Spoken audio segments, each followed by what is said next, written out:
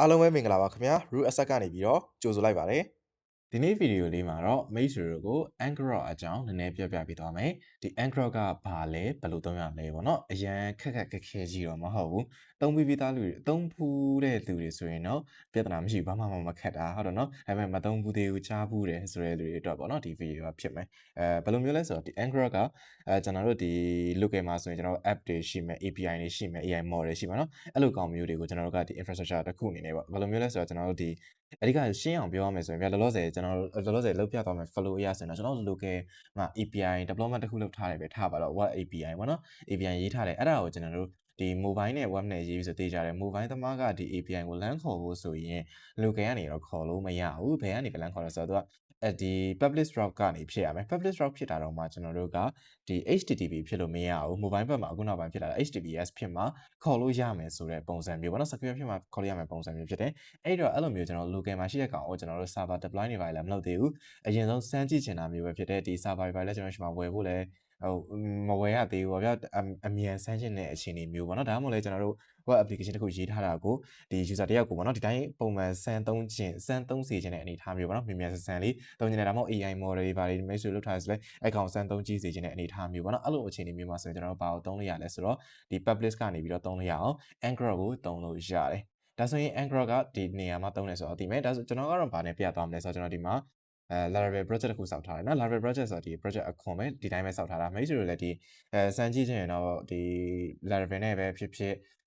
Maestro ဒီ Node.js နဲ့ပဲရေးထားတာပဲဖြစ်ဖြစ် Python Django တို့ Fast API တို့ရေးထားတာပဲဖြစ်ဖြစ်ဒါမှမဟုတ်ဒီ React နဲ့Frankly ရေးထားတာပဲဖြစ်ဖြစ်ဘယ်လိုပဲလုပ်ပါဒါပြဿနာမရှိဘူးအဓိက Maestro HTTP server နဲ့ run နေပြီဆိုရင်အဲ့ဒီကောင်ကိုကျွန်တော်တို့အလန်ဆန်ဖို့တက်အသုံးကြည့်မယ်နောက်ထပ်တစ်ခုအသုံးဝင်တာတွေလည်းရှိသေးတယ်အဲ့ကောင်ဘယ်လိုမျိုးလဲဆိုတော့နောက်ပိုင်းကျွန်တော်တို့ဘယ်လိုပြောမလဲ webhook တွေပါတယ်ပေါ့နော်ထားပါတော့ကျွန်တော်တို့ဒီဥပမာမြင်တောင်ပြောမယ်ဆိုရင် daily use ထဲမှာ Telegram လိုကောင်မျိုးပေါ့နော် Telegram bot လိုပါလို့ Maestro ရေးတော့မယ်ဆိုရင်ကျွန်တော်တို့ local ကနေပြီးတော့ဆမ်းဖို့ဆိုတာကကြတော့ Telegram ဝင်လာတဲ့ incoming message တွေကိုကျွန်တော် local ကနေလမ်းရှာဖို့ဆိုတာကဒီ webhook ကိုပြန်ပြီးတော့ကြည့်ရတဲ့ပုံစံမျိုးပေါ့နော်အဲ့ဒီအခြေအနေမျိုးတွေမှာက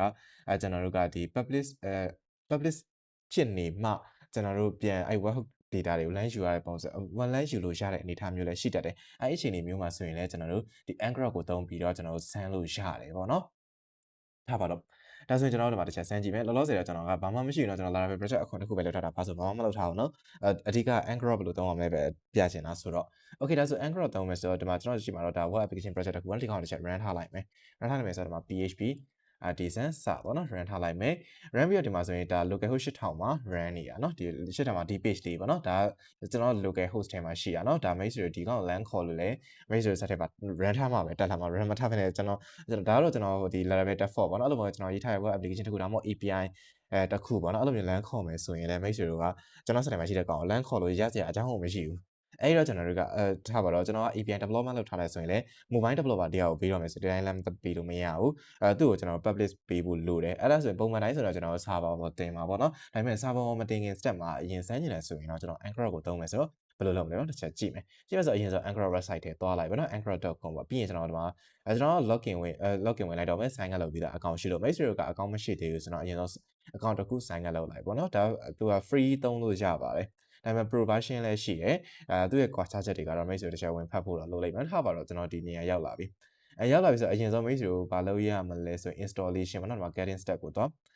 getting step ရောက်ပြီဆိုရင်ကျွန်တော် installation ရှိလိမ့်မယ် installation ကကျွန်တော်ကဒီမှာ Max မှာပေါ့နော် Max မှာဆိုရင်ကျွန်တော် homebrew ကိုသုံးပြီးဒီ brew install Anchor ဆိုပြီး install လုပ်လိုက်ရုံပဲဘာမှမခက်ဘူးနောက် download ဆွဲမယ်ဆိုရင်လည်းဒါ download ဆွဲပြီးတော့ install လုပ်ထားလို့ရတယ်ဒီလိုနည်းပေါ့နော်အဲ့လိုမဟုတ်ဘဲနဲ့ကျွန်တော် Maestro ကဒီ Windows သမားဆိုတဲ့ဒါတစ်ချက်သွားကြည့်လိုက်နော်ဒါ Windows သမားဒီမှာ install လုပ်လို့ရတယ် Linux သမားလည်းဒီလိုသွားလို့ရတယ် Docker နဲ့လုပ်မယ်ဆိုဒီလိုသွားလို့ရတယ်ဒါတော့သူ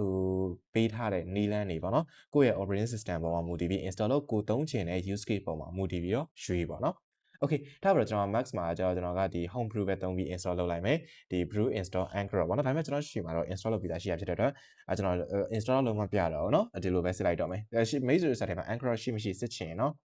Anchor -version sorry version လို့စစ်လိုက်ဒါဆို Anchor version ကျလာပြီဆိုရင်ကျွန်တော်တို့စက်ထဲမှာ Anchor ရှိရလို့ပြောလို့ရတယ်เนาะ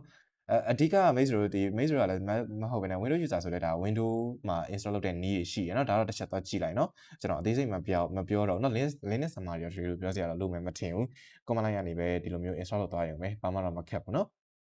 ထားပါတော့ ဒါဆိုရင်ကျွန်တော်ဒီ Android install လုပ်ပြီးသွားပြီ မိတ်ဆွေစာထဲမှာအဓိက install လုပ်ပြီးရှိပြီဆိုရင်တော့ဒါရပြီเนาะဒီလို version ပေါ်လာရင်ရပြီဒါ Android install လုပ်တဲ့ step ပြီးပြီနောက်တစ်ဆင့်ကျွန်တော်တို့ကဘာဆက်လုပ်ရမလဲဆိုတော့ဒီ add token ပေါ့နော် add token ကိုကျွန်တော်တို့ဘာလုပ်ရမလဲဆိုတော့ဒီ add လုပ်ရမယ်add လုပ်ဒီ token ထည့်ထားမှတာလျင်ကျွန်တော်တို့ဘာလုပ်လို့ရမလဲဆိုတော့ဒီ public ကနေပြီး LAN သုံးလို့ရမှာအဓိကကျွန်တော်တို့ရှိမှာ Android account မရှိဘဲ Android ကိုသုံးလို့အဆင်မပြေဘူး token ကလည်းဘာလဲဆိုတော့ကျွန်တော်တို့ဘာမှတော့မခက်ဘူးဒီ set installation ပေါ့နော်ဒီမှာတစ်ချက်ကြည့်လိုက်မယ်ဆိုရင်သူကဒီမှာ token တစ်ခါလေးပေးထားရเนาะဒီမှာဗာလဲဒီတော့ art token နဲ့ art token ဘာညာဘာညာပေါ့နော်ဒါတော့ မိတ်ဆွေဟိုတစ်ချက်ကြည့်လိုက်တော့เนาะထောက်လာကျွန်တော် copy ပဲကူလိုက်တော့မယ် copy ကူပြီးတော့ဒီကိုတစ်ချက်လာမယ်လာရတဲ့အချိန်ကျကျွန်တော်ဒီမှာเนาะ Anchor config add art token ဆိုပြီးတော့ဒီကိုအရင်လာမယ်ပြီးရင်ကျွန်တော် token လေးထည့်ပြအောင်เนาะထောက်ပါတော့ဒီကောင်ကို copy ကူလိုက်မယ် copy ကူပြီးတော့ဒီနေရာမှာ paste ချထားလိုက်မယ်ရပြီပြီးရင်ကျွန်တော်ဘာလုပ်မလဲဆိုတော့ဒီ token ကိုကျွန်တော် copy ကူထားလိုက်မယ်เนาะcopy ကူပြီးတော့ဒီမှာတစ်ချက်ထည့်လိုက် okay ဒါကကျွန်တော် token ပေါ့နော်ဒါကိုတစ်ချက် enter ခေါက်လိုက်ဒါဆိုရင်ကျွန်တော်ဘာရပြီလဲ add token save to configuration file ဆိုပြီးလိုမျိုးပေါ်လာရင်ဘာဖြစ်ပြီလဲဆိုတော့ကျွန်တော် token အထည့်တာအောင်မြင်သွားပြီလို့ပြောလို့ရတယ်။ဒါဆိုတော့ကျွန်တော် screen ကိုတစ်ချက် clear လုပ်လိုက်မယ်နော်။အဲဆို clear လုပ်လိုက်ပြီဆိုတော့ကျွန်တော်ဘာလုပ်မလဲဒီမှာကျွန်တော်တို့ add token ထည့်ပြီးသွားပြီဆိုတော့ကျွန်တော်တို့ဒီမှာဘာလုပ်ထားလဲဒီ Laravel ဟို Laravel project တစ်ခုပေါ့နော် local host မှာ run ထားတယ်။မိတ်ဆွေကလည်း Laravel မဟုတ်ဘဲနဲ့ဒီ API development လုပ်ထားတဲ့ကောင်ပဲဖြစ်ဖြစ်ဘာပဲဖြစ်ဖြစ်ပေါ့ဗျာအဓိက web နဲ့ဆိုင်တဲ့ကောင်ပေါ့နော် HTTP နဲ့ဆိုင်တဲ့ကောင်အဲ့ကောင်တစ်ချက်run ချင်တယ်ဆိုရင်ကျွန်တော်ဘာလုပ်မလဲ public ကနေခဏဒီပေးသုံးချင်တာမျိုး mobile developer တွေ LAN ပေးချင်တာမျိုးပေါ့နော်အဲ့လိုချင်နေမျိုးမှာဆိုရင်ကျွန်တော်တို့ဘာလုပ်လို့ရလဲဆိုတော့အဲ့ကောင်ကိုတစ်ချက်ကျွန်တော်တို့ဒီ local မှာ run နေတယ်ပေါ့နော်ဒီမှာကျွန်တော်တို့ Laravel project default ပေါ်8000အတိုင်းပဲ run နေတယ်မိတ်ဆွေတို့ကဒီမိတ်ဆွေ run နေတဲ့ application ပေါ်မှာမူတည်မှာပေါ့နော်အမှ port number ဘယ်လောက်လဲကျွန်တော်လည်းသိချာမသိဘူးလေအဲ့တော့မိတ်ဆွေ port number နဲ့ဆိုင်လိမ့်မယ်နော်အဲ့ဆိုကျွန်တော်ဘာဆက်လုပ်မလဲဆိုတော့ token app ပြီးသွားပြီဆိုရင် Anchor HTTP ပေါ့နော်ကျွန်တော်လောလောဆယ်ဒီ HTTP နဲ့တွားနေတာဒါကဘာလဲ HTTP နဲ့တွားနေတဲ့ကောင်လေးလေနော်ဒီမှာတစ်ချက်ကြည့်လိုက်မယ်ဆိုရင်သိတာပါတယ်ဒါ the connection site is not to be secure တဲ့ဒီမှာကျွန်တော်ကြည့်လိုက်မယ်ဆိုရင်လည်းရှေ့ကနေဘာမှမပါဘူးဒီကောင် HTTP ပဲเนาะဒါကျွန်တော် web browser တွားနေတဲ့ကောင်လေးဆိုတော့ထားပါတော့ကျွန်တော်ဒီမှာတစ်ချက်ကြည့်လိုက်မယ် Anchor HTTP ဆိုပြီးတော့ကျွန်တော်တို့ဒီမှာ port ကဘယ်လောက်လဲ8000မှာ run နေရဆို8000ပေါ့နော်အဲဒီလိုမှဆိုရိုက်လိုက်ဒါဆိုရင်ရပြီဘာမှမခက်ဘူးဒီမှာ port number မိတ်ဆွေ3000ဆိုလဲ3000ပေါ့နော်9000ဆိုလဲ9000ပေါ့မိတ်ဆွေရဲ့ port number ရိုက်ဖို့တော့လိုတယ်အဲ့ဒါခေါက်လိုက်ဒါဆိုရင်သူဘာဖြစ်လဲဒါ connection ဖြစ်နေပြီနော် connection ဖြစ်ပြီးတော့ဒီသူဟာသူဒါဟိုဘာလုပ်နေလဲဆိုတော့ forward လုပ်နေတယ် forward လုပ်နေတဲ့ဒီလိုမျိုးလေးဒီမှာပေါ့နော်ဒီမှာဘယ်လိုပြောမလဲကျွန်တော်ဘာ error မှမတက်ဘူးเนาะဒီမှာ status session status online ဖြစ်ပြီးတော့သူဘယ်မှာ run နေရဘာညာဘာတို့ပေါ်လာပြီဆိုရင်ကျွန်တော်တို့ဒါ public ကနေလမ်းသုံးလို့ရပြီအဓိကဒီမှာ forwarding ဆိုတဲ့နေရာလေးကိုကြည့်လိုက်เนาะ forwarding ဆိုတဲ့နေရာလေးမှာဒီမှာ https တဲ့ဒီမှာပေါ့နော်HTTP ကဒီအရှိကတော့သူ random generate လုပ်ထားတယ်ကောင်းပြီးရင် .anchor.free.dev ပေါ့နော်အဲ့ကောင်ဖယ်ကောင် point လောက်ထားရလဲဆို local host 8000 point လောက်ထားတယ်ဒီကောင်လေးကိုကျွန်တော်တို့ copy ကူcopy ကူပြီးတော့ကျွန်တော်တို့ဒီဘယ်လိုပြောမလဲ browser တွေကသွားကြည့်လိုက်ဒါဆို HTTP request နဲ့ဒီမှာဝင်လာလိမ့်မယ်ဒီမှာလောလောဆယ်ကျွန်တော်ဒီလိုမျိုးသူကစပေါ်လာလိမ့်မယ်ဗျာအဲ့အချိန်ကျကျွန်တော်က basic site ကိုနှိပ်လိုက်ရင်ကျွန်တော်စပြီးသုံးလို့ရပြီเนาะလောလောဆယ်တော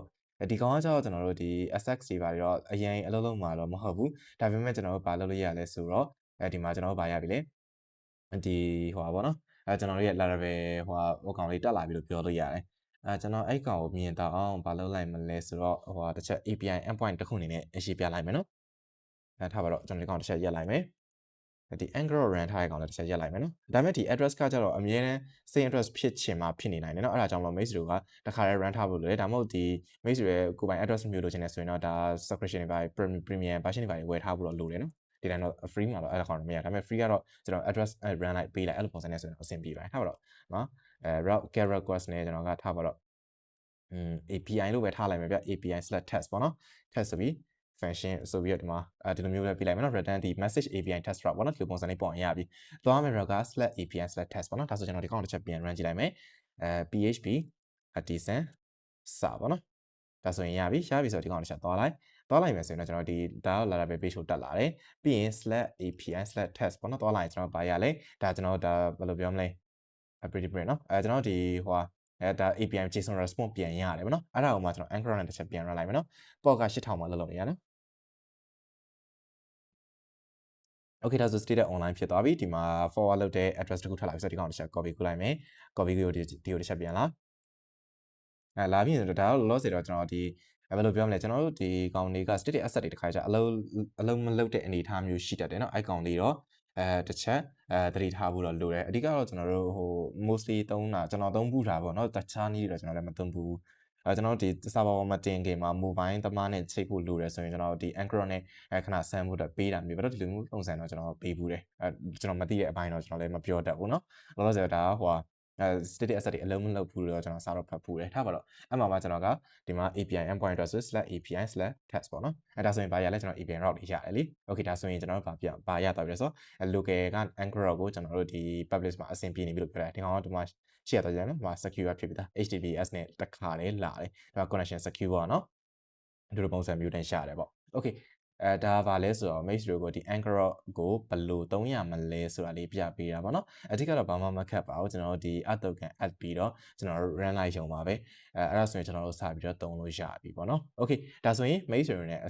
make sure အနေနဲ့အဆင်ပြေမယ်လို့ထင်ပါတယ်နောက်ထပ် video တွေမှာပြန်တွေ့ကြပါမယ်အားလုံးကိုကျေးဇူးတင်ပါတယ်